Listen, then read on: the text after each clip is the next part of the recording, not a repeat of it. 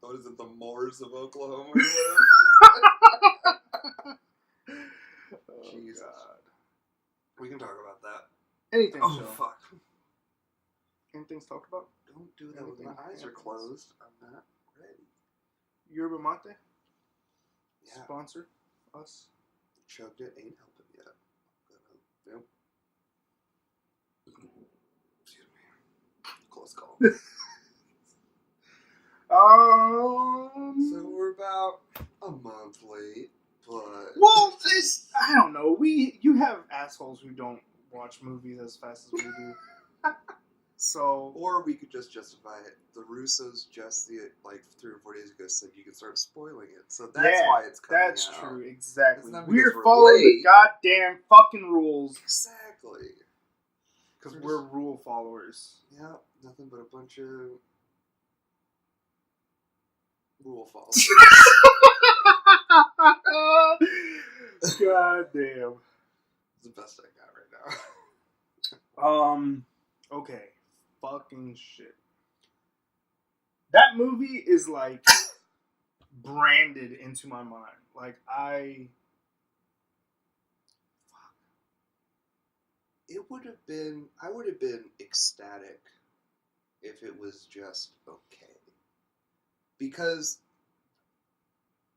the scope of what they had to do, they had to end a story lasting 10 years, over 20 movies. 22. Which is over 20. Technically, even 11 years, because there was 22 movies, started in 2008, it ended in 2009, or 2019. Still.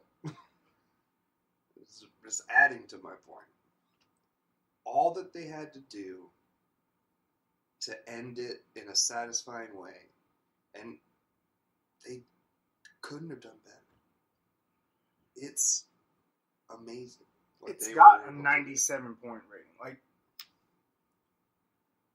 I don't know what else, not just to say, but like you could do to make it any better.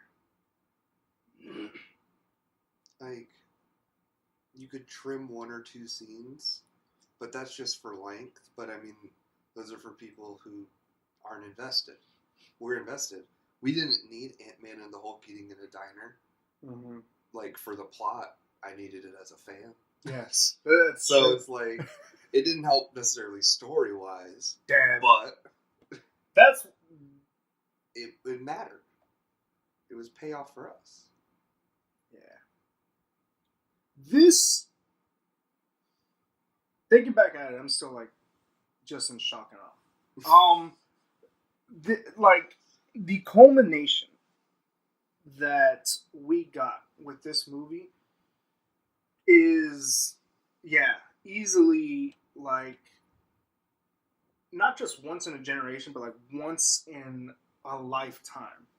And you can't even necessarily say once in a generation because it kind of encompassed, like, 2 generations of people. Like, the people who are watching this at, 17, like we were, we're now 27, and we're now including a new, complete different generation of kids who are 17 and watching this movie. Mm-hmm. And they're, like, catching up to watch this movie. So, it's realistically, like, once in just, like, a lifetime kind of thing. Like, this is something that we have been so lucky to engage in this story and engage in, like, the development of all these characters, the development of, like, new characters, and, like, the real, like, passing of the torch onto the next, like, storytellers, essentially. Mm-hmm. But what we got with Endgame was, like, what, like, movies and shows can't or, like, really have real trouble doing, which is finding an actual definite end. Mm-hmm. And not saying, like, oh, what's next, or, like, giving hints to all these different things. It was an end. There were little things like, oh yeah, Thor's off with the The Guardians, Asgardians yeah, of the Galaxy. and then the Shield's finally being passed. But we don't need, like, if you end it, it's ended, and it is like nice, like that is crisp, clean. So the Russo brothers, Feige, and Gunn, Josh, right? James Gunn. Joshua's friends.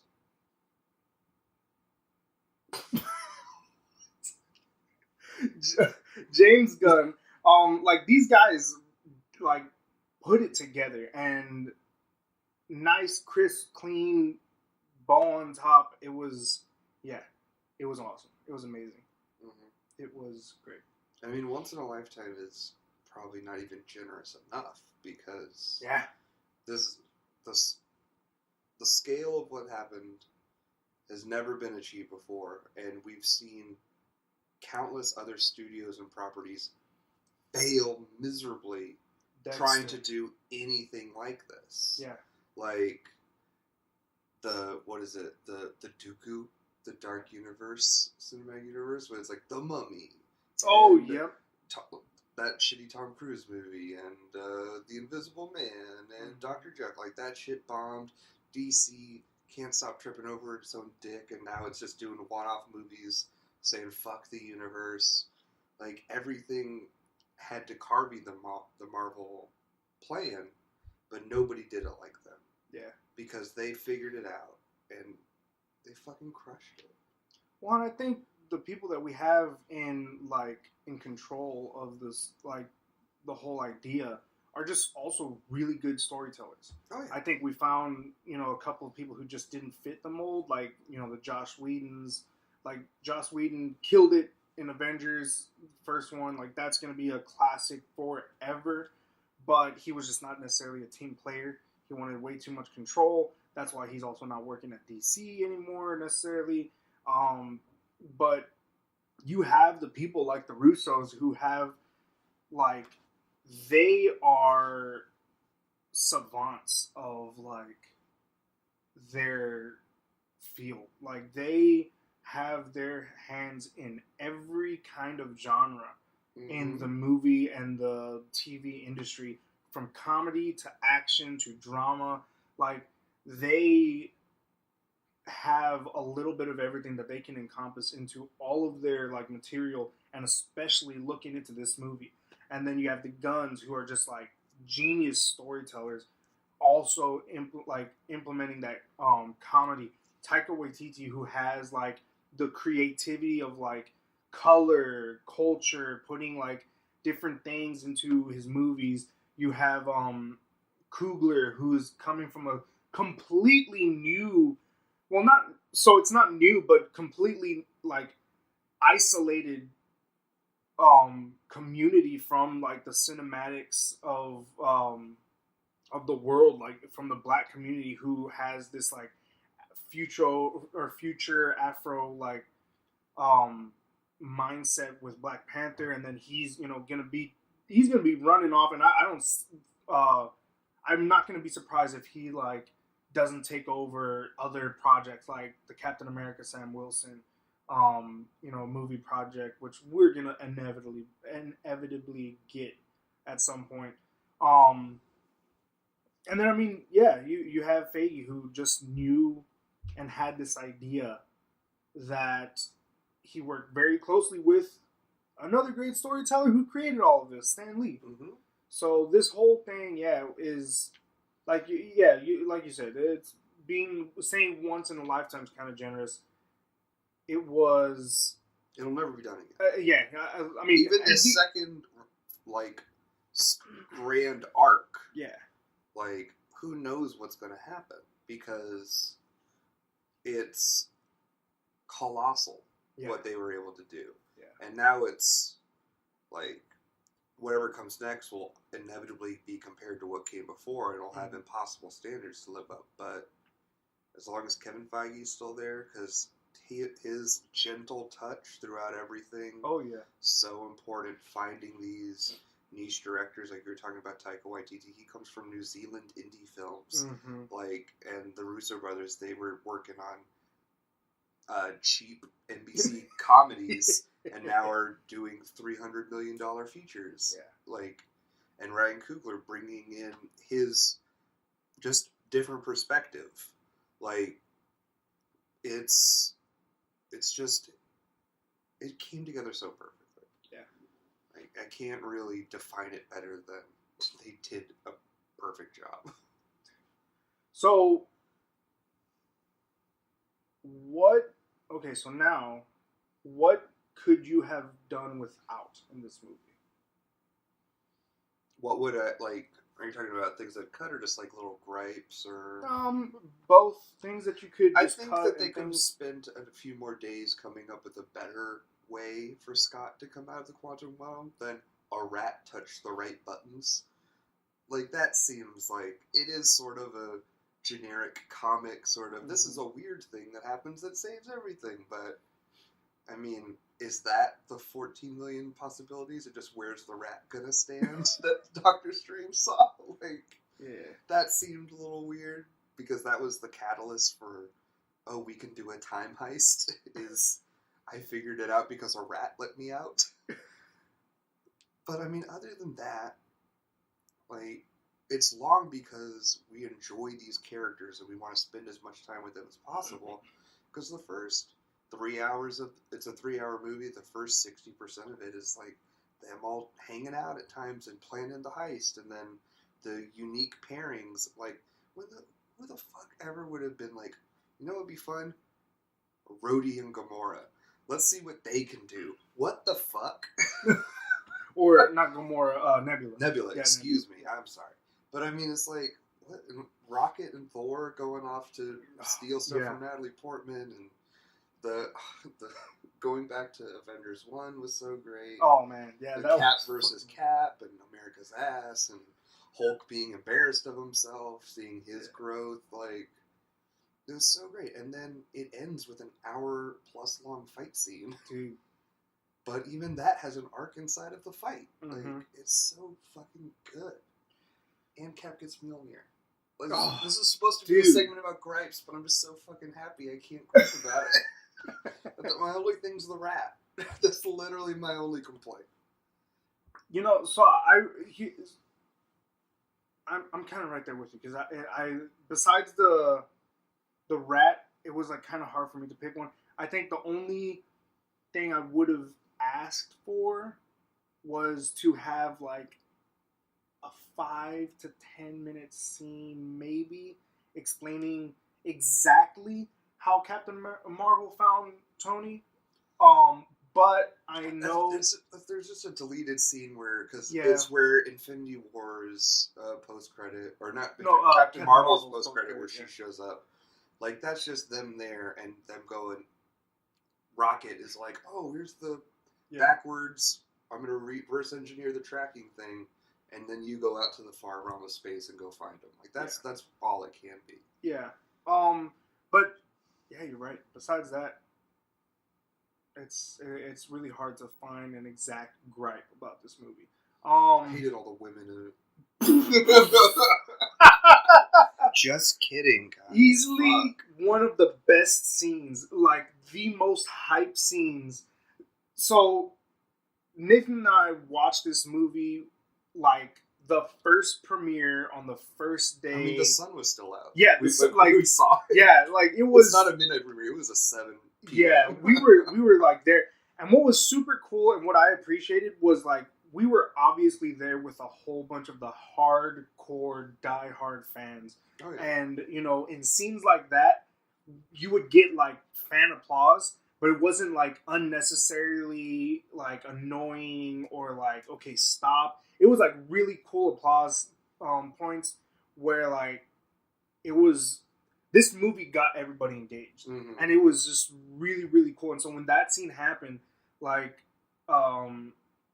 I mean, it was just you felt the energy in the room. It was just something that again we've never seen before, and I think Marvel with what they're doing is gonna bring like that again, that next generation of characters.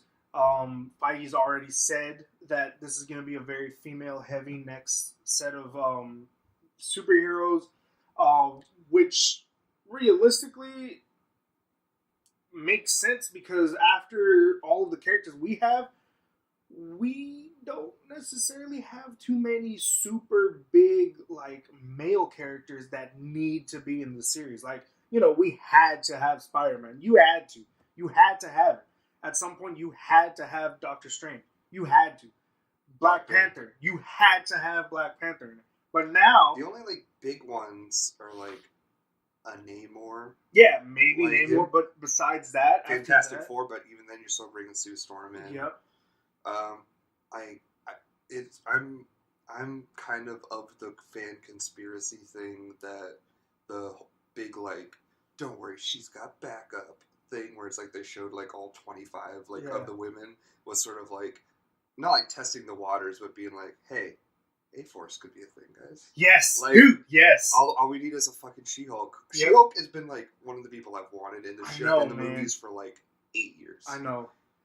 She is an amazing character. But that goes into like what I was going to say next, which is we're now looking at a huge pool of female characters that need to be in there. Again, everybody's kid is a girl. So when they do Young Avengers, it's exactly. Hawkeye's daughter, Iron Man's daughter. Yeah, I know. Stature. Yeah, it's like everything for real. And so we've got, so not just that, but we've also got, now we're at a point in time where we can have Monica Rambeau, the Photon, the original Kamala Khan is coming. Yep, we know she's coming. We've been told and confirmed that. You have Spider-Woman, She-Hulk. Because of the Black Panther storyline, it would be really cool to see them do a White Tiger, who is Puerto Rican. So like, we've got a huge pool of female characters now that are needed now. Like, not just needed for the diversity, but now we're at a point where, okay, we've got the basic Avengers, we've got the old school classics, we now have a whole bunch who need to be in this. And so, yeah, it's going to be super cool. That scene was super fucking awesome. Yeah, it's going to be really, really cool to see what they got next. So, we just got to wait. We just got to wait till the beginning of July, because they're not going to announce any sort of slate until after Spider-Man starts. Like, they still held on to dates. Yeah. We know that over the next, like, 3 years, there's, like, 7 or 8 dates that Marvel's, like, holding on to. Yeah, there's 8 dates for... It's like 2 movies here, 3 movies this year, then 2 movies this year. And it's sort of like, that's what it is now, but, I mean, they always add and cut dates all the time. Yeah.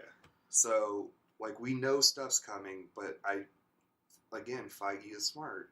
And it's like, we're going to let this have its moment. Yeah. And everybody is Has going to... Has it beaten Avatar yet? No, it's about to. But I mean, Avatar got to 2.7 billion in 3 months. Yeah. These guys made 2.1 in 2 weeks. Yeah, no, it's gonna go over like 3.5 billion at least. It's stupid. Yeah, this movie's gonna hit 3 bill easily. Really cool. And Disney's gonna make even more money because Dark Phoenix is coming out. Even Marvel's gonna make more money, and fuck that movie. I was just kidding because that movie looks like such shit.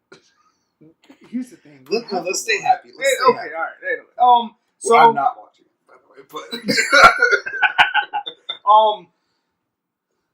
so with this movie, we got exactly what I had anticipated, in the sense that they were gonna play it very Dark Knight-ish. Mm-hmm. Very close to an R because of language, and that's a lot of shit. Yeah, all out of Scott Lang mostly. Yeah, he's saying shit every other word. I know, man. And then the son of a bitch from Captain America. Let's go get this son of a bitch. Oh yeah, dude. I was like, oh shit, dude. The first Thanos scene. I mean, cuts his hand off, and I was like, oh shit. And then he just went and fucking chopped his head off. And we got that visual. Like, it was not like, off the scene implied. It was axe to the neck, head is rolling. And then we had 2 hours and 45 minutes left of the movie. I know. It was like, what the fuck? So, yeah, no, this movie That's another thing. How did we not hear about what was going to fucking happen in this movie? how did they keep it under wraps so Oh, long? dude. Like, there was, like, speculations of, like, it's probably gonna have time travel because we've seen set photos, or, like, we know in the trailer there's gonna be, like, these set pieces, so we could probably know what's gonna happen. But, I knew there was gonna be a fight at the fucking Avengers HQ, but, like, I didn't know when that was gonna happen. I didn't know what the context was gonna be. Like, they did such a good job. The trailers were fucking pristine in the sense that they gave us nothing. Because they filmed. It's not even just they edited stuff out. Like, they filmed shit without key things. Like, when Hawkeye's running through the tunnels in the trailer, it's not like they edited out what he was holding. His hands were, like, out and, like, doing other stuff. So they just had him doing other shit without the Infinity Gauntlet. Yeah. Like, they intentionally misled. And I'm so happy they did, because it's like, so many trailers just fucking show you everything, and it's such a joy to not know. Oh my god. Yeah. Fuck. Dude, yeah, man. This movie was just, I mean, we've said it was a culmination of not just, like, our youth, but, like, so much work. Mm-hmm. And easily this last phase has some of, if not, like, the best movies in 100%. in Marvel. Where does Phase 3 start? I think Black Panther was the first of Phase 3. Was it? I feel no, because that was last February. No, you're right. When did Doctor Strange? Was Doctor Strange start Phase 3? Shit. Avengers Ultron. That and then Ant-Man was after Avengers Ultron. Ant-Man was the first, or was the last of that. I need to Google this. Damn it, yeah, Google. No, my coffee! It didn't spill? What the fuck? It didn't spill. Holy shit. It's an Ant-Man miracle. How the hell did it not spill? Jesus Christ. Alright, let me see. Phase, yeah, we're gonna go Google bracket Phase 3 Marvel movies.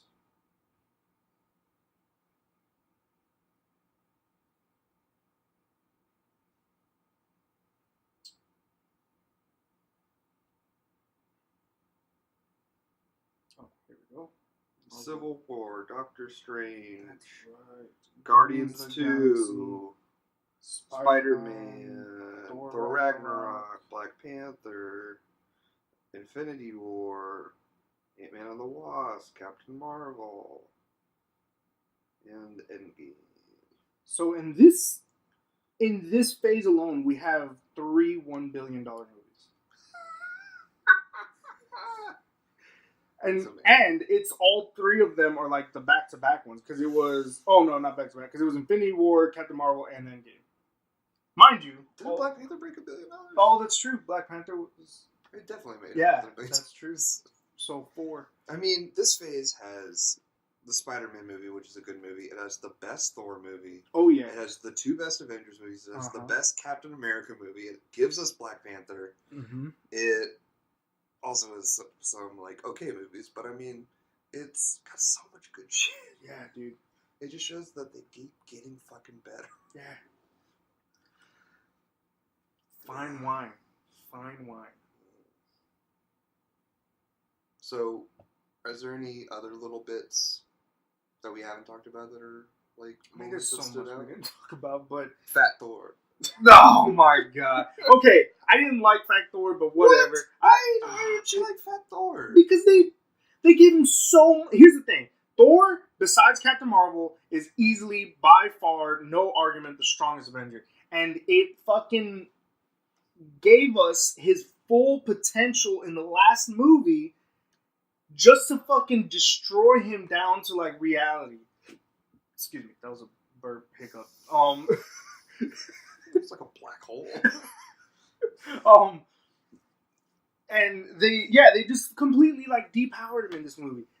Granted, though, but it made sense in the story because it followed what they set up in Infinity War. I know.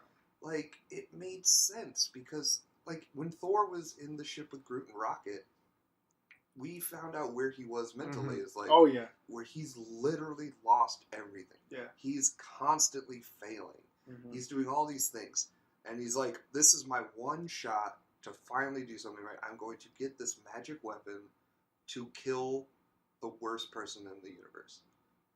And he missed. Yeah, he missed his shot. And then when he gets the chance again, it's too late. So he literally he has nothing. He's just broken. He's failed at every turn. And so what's left? If he can't fix it and he can't do anything, fuck it. That's where he is. So he got fat and played Fortnite. Dude, that's the other thing. How much did Fortnite pay They did. for? What? It's because they've been collaborating the whole time. Because Dude, holy shit, you're right. That's right. Yeah, no, it was just like Oh them my like agreeing. God. It's like, yeah, like fuck it, That's put us in. right. And what was like, yeah, yes, Marvel, we're gonna allow you to put us in the biggest movie of all time. Right. Holy shit, I forgot about that. It was just like, yeah, we're cool with each other, so yeah, well, it's like we're just bros. Never mind, I was gonna make a joke. Sharing pizza. Oh man. Fuck. I was gonna make a statement. I forgot. Let's see other big things. I liked. I do have another gripe. I felt confused. Another person did a better explanation of this than me, but I felt like so much of the story in this movie, especially, had Nebula involved in like the first 3/4 of it, and in the end, it was just sort of like forgotten about a little bit. There's a channel called Nando V Movies who did a great job talking about this, whereas like his big thing that he would change is rather than when Spider-Man is like riding Mjolnir on a Pegasus, like trying to get the Infinity Gauntlet away, and then he like crashes. It rather than it being Captain Marvel who takes the gauntlet, it should have been Nebula who takes the gauntlet, because we've seen Captain Marvel doesn't need any help. Mm-hmm. She blew a spaceship up with her fist. Like she went toe to toe with Thanos. Like it was only because he like snuck a stone out that he beat her. Like there's no like the badass lady team up was sort of like cool. I don't need any of y'all, but this is a cool shot. Yeah. If it had been Nebula, she definitely would have needed that help, and also it would have been a bit more of a parallel of the beginning of the movie, because at the beginning of the movie, she's playing paper football with Tony Stark, and they're passing the gauntlet around like a football, trying to get it to the goal, and it's like she won that, and her getting the gauntlet to the van would be like her finally winning against Thanos. So here's. He explained it a lot better than me. That's like the broad strokes of it, but I liked that of it, and I felt like there's so much happening with Nebula in this movie. Her getting to defeat her biggest adversary would have been good. Here's a point, not to counter that, but to give you somewhat of an explanation. Okay.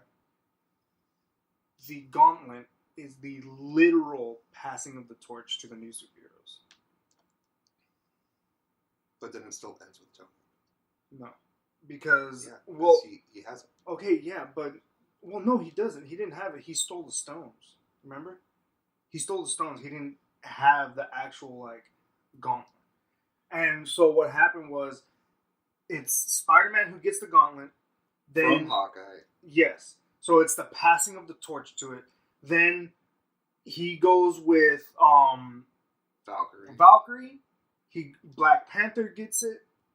Or no, Black Panther gets it from Hawkeye. Black Panther then to Spider-Man. Then Spider-Man to Valkyrie. And then finally full circle to Captain Marvel. And Captain Marvel's supposed to be like the head honcho for the next entire phase. Yeah, she's the new Iron Man, supposedly. Yeah, and so she gets the gauntlet, and it ends with her, whole bunch of female characters who again are supposed to be the future of the MCU, and that's how it ends. So it's like the reason, because I thought the same thing kind of. I was like, what? It would have been better to bring more of Nebula.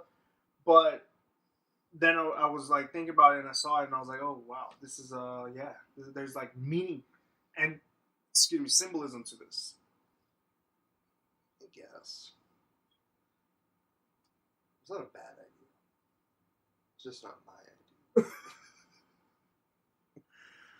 But again, that's all nitpicky. It's all nitpicky because it's so like. I know. God damn. Okay, last thoughts. What are you excited for next? What are you hoping to see? What are you?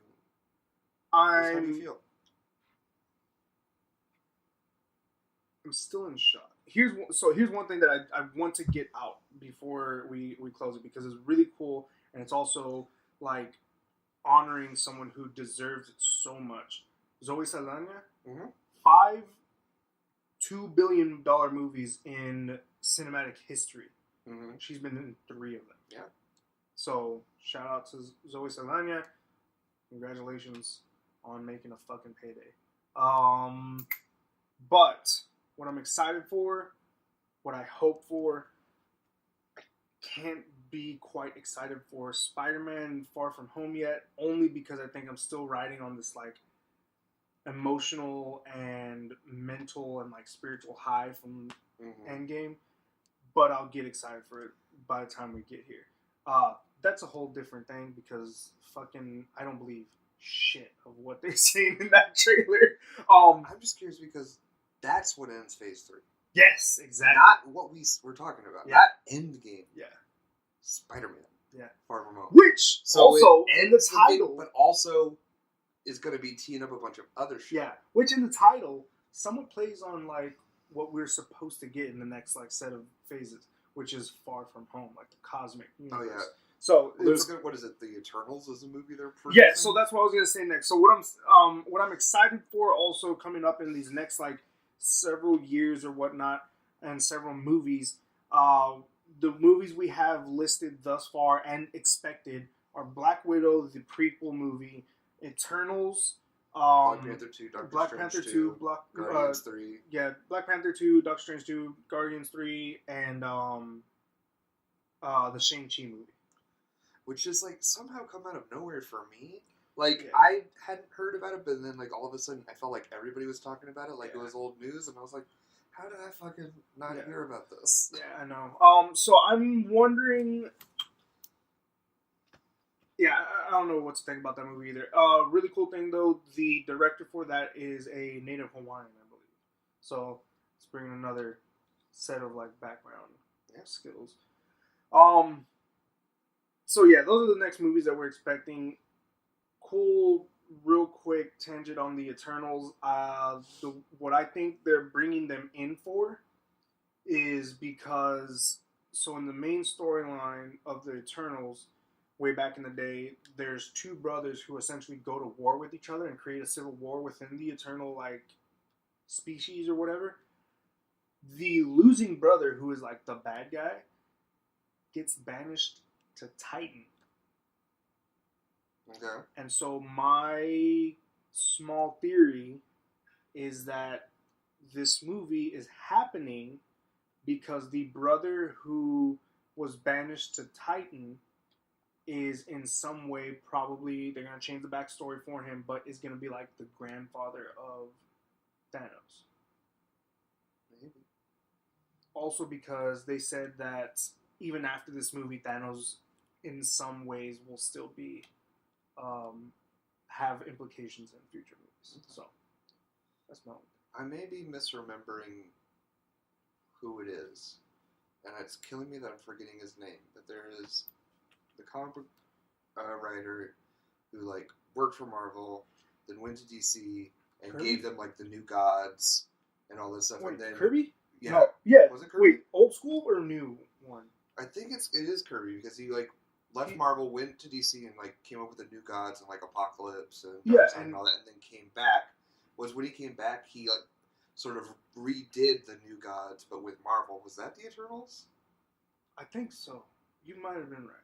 You might be right. Because that's sort of like the new gods, where it's like good and bad planets constantly at war with each other. You might be right. I don't know.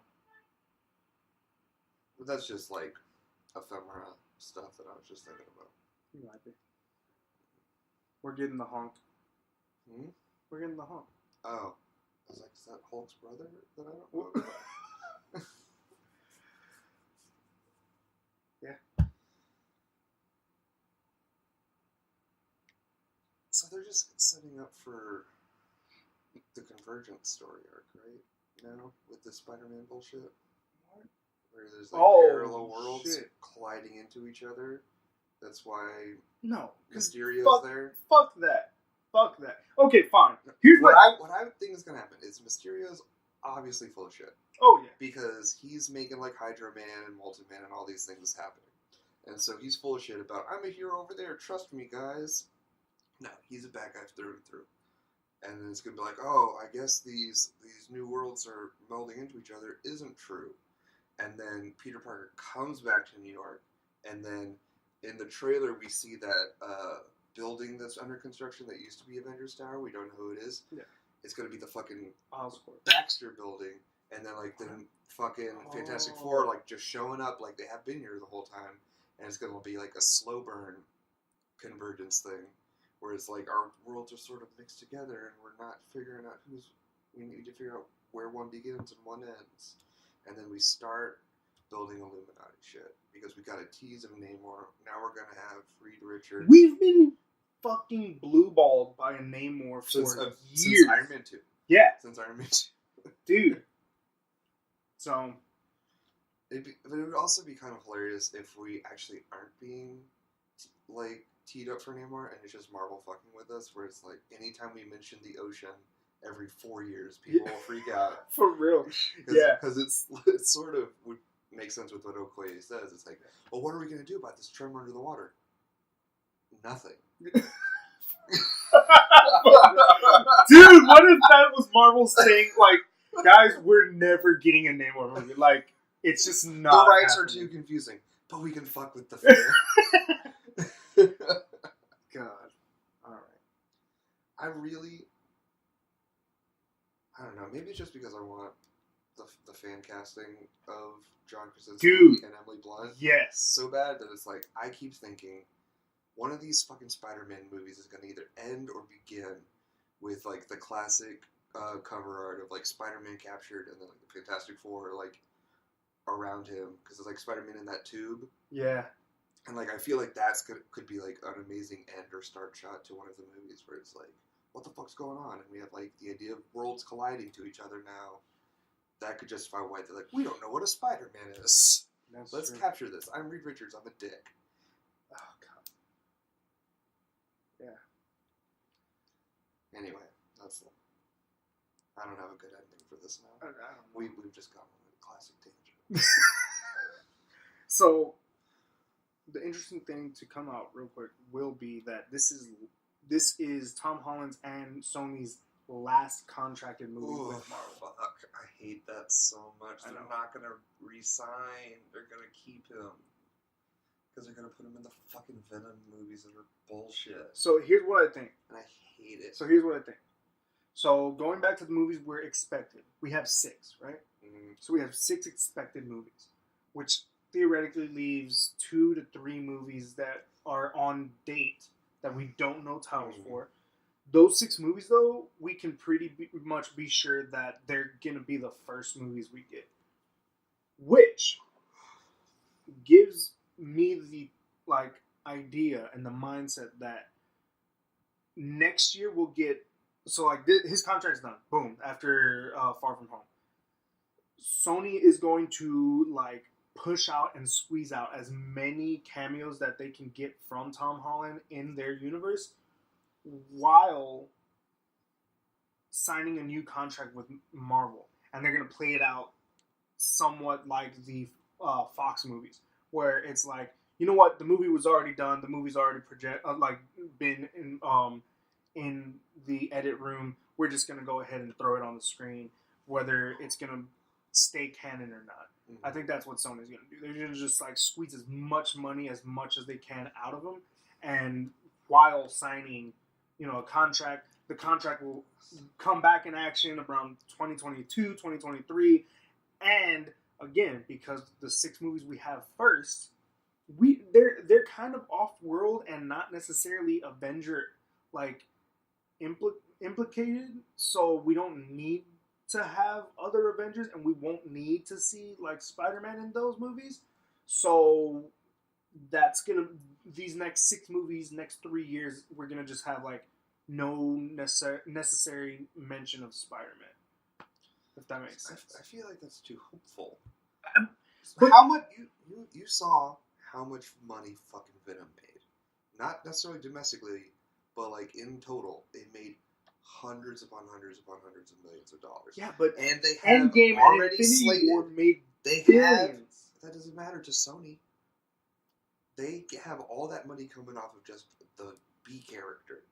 If they can get Spider-Man back, plus all of these plans they already have for all of the Venom spin-offs and their Sinister Six plans, like, they've already got all these things planned out that are going to be happening. Like, there's going to be the Black Cat movie, there's going to be a Silk Spectre thing, there's going to be all these other shit. There's going to be Carnage in the next Venom movie. And then you can have Spider-Man back to do whatever the fuck you want with him. Why would you not keep him? Why would you help out your competitor who's buying up other corporations all the time? And movie studios are notoriously assholic with what they do. So, I don't, as much as I want Spider-Man to stay in the MCU, unless Marvel's willing to pay a fuck ton of money. I mean, they did, and they already cashed out on it. They bought Fox for like $2 billion. They made $2 billion with Endgame. They pretty much just got it for free. And they're going to make another $1 billion off of this movie. So they literally just swapped off Fox Studios and all their Fox characters, just pretty much handshake off to them, and they're going to get $1 billion on top of that. Look, I feel like Sony is going to be that stick in the mud who's not going to want to play ball because they're going to think they're hot shit. Here's the thing. I agree, but I also know that the power of fans is so strong. The moment that Sony hears like the boycott of Spider-Man and of their movies because Spider-Man's not going to be allowed into the MCU, is going to be so damaging that they're going to either have to sell off, or B, just completely be like, you know what, fuck it, we were joking, we're just gonna go ahead and sign contract with MCU and Marvel and Disney. Dude, because can you imagine, here's the thing, the budget for Venom was like $500 million. Like, it was a big budget movie. There's no way it was $500 million. That's not a real number. Fuck you. Endgame didn't cost $500 million. Endgame was a lot of money. But $500 million is $500 million. No one makes a movie for $500 million. Yeah. Not Sony. Oh. It cost a lot of money, obviously. All that CGI goop. Yeah. But it's not good CGI goop either. I mean, it's just a bunch of gray. Yeah. I just think Sony's going to be a dick. Fuck. I don't know. I don't know how we ended on a downer on this podcast, but Avengers Assemble.